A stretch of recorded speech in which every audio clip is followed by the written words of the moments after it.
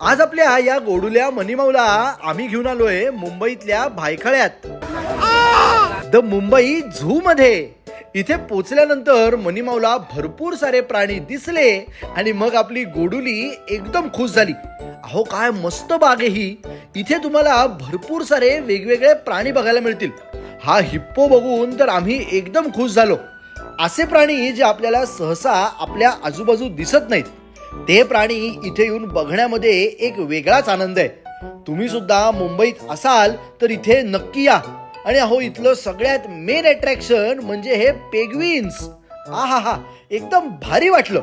शिवाय इथे एक असा सुद्धा ठिकाण आहे जिथे तुम्हाला ओपन एव्हियरी मध्ये एंटर करता येतं, जिथे भरपूर सारे पक्षी आपल्या अवतीभोवती फिरत असतात, उडत असतात आणि आपल्याला त्यांना अगदी जवळून बघता येतं। खरंच आयुष्यभर लक्षात राहील असा हा एक भन्नाट अनुभव आहे। काय मजा येते ना?